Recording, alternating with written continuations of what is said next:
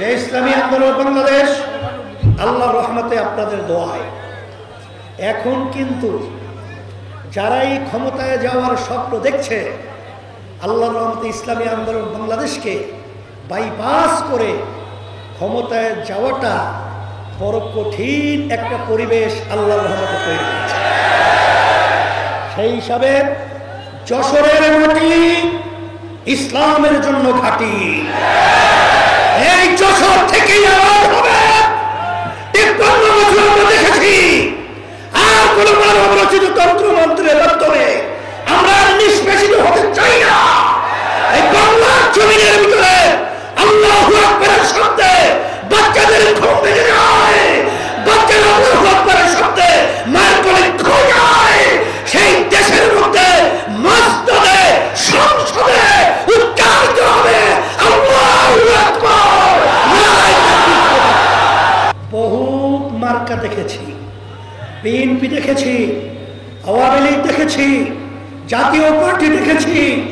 এখন বাকি রয়েছে ইসলামের শাসন দেখা। আর একমাত্র ইসলামী শাসনের মধ্যেই দুনিয়াতে শান্তি, আখিরাতে মুক্তি। এই আহ্বান আপনাদেরকে করছি।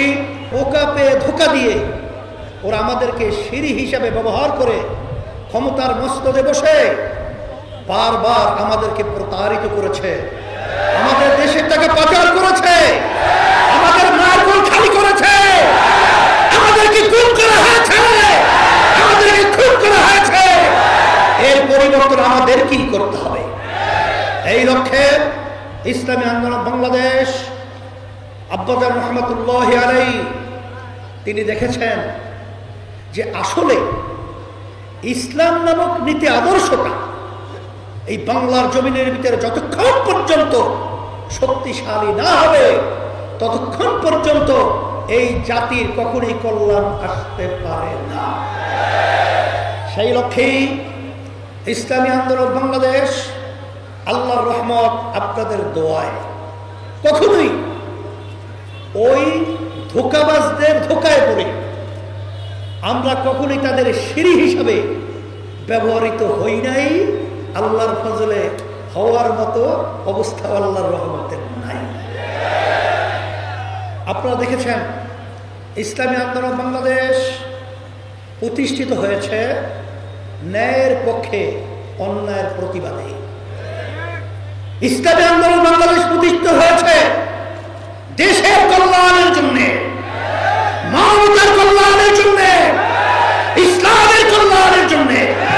তার বাস্তবতা হলো আপনারা দেখবেন যখন ইসলামের বিরুদ্ধে যখন যে ফ্যাসিস্ট এবং যারা নাকি বিদেশি তাবেদার, যারা বাংলাদেশে যারা এজেন্ডা বাস্তবায়নের জন্য দালালি করেছিল, তারা যখন বিভিন্ন ইসলামের বিরুদ্ধে ষড়যন্ত্র করেছে, তখনই ইসলামী আন্দোলন বাংলাদেশ তাদের প্রতিবাদে আমরা রাজপথে আওয়াজ তুলে ওদের বিষ্ঠা ভেঙে দিয়েছিলাম। আমরা সেই ফিলিস্তিনের আমার ভাই, আমার মা, আমার বোন, আমার বাচ্চারা আজকে যেভাবে তাদেরকে নির্মমভাবে হত্যা করছে আমেরিকার সহযোগিতায় এবং ওই বদমাইশদের সহযোগিতায়, ইসরায়েল খুনি ওদের প্রতিবাদে এবং ইসরায়েল আমার মা বোন ভাই বোনদের পাশে সহযোগিতার হাত বাড়িয়ে আজকে আমরা রাস্তায় প্রতিবাদ জানাবো এবং জাতিসংঘকে বলবো যে আপনারা জাতিসংঘের নামে আজকে অন্যায় এবং এই হত্যা এবং গুমযজ্ঞ কেন আপনারা বন্ধ করছেন না? তাম দুনিয়ার সমস্ত মানুষ, তাম দুনিয়ার সমস্ত মুসলমান আমরা সবাই আজকে একাত্রিত হয়ে এর প্রতিবাদে স্লোগান করব, আল্লাহর কাছে দোয়া করব। আল্লাহ যেন ফিলিস্তিনি মুসলমান ভাইদেরকে, মা বোনদেরকে আল্লাহ বিজয় দান করেন, হেফাজত করেন এবং মসজিদুল আকসাকে আল্লাহ মুসলমানদের হাতে ফিরিয়ে দেন এবং ওই জঙ্গল বাতের খুনি ওদের নসিবে আল্লাহ হেদায়েত রাখে, হেদায়েত দান করবে, নাহলে আল্লাহ ওদেরকে ধ্বংস করবে।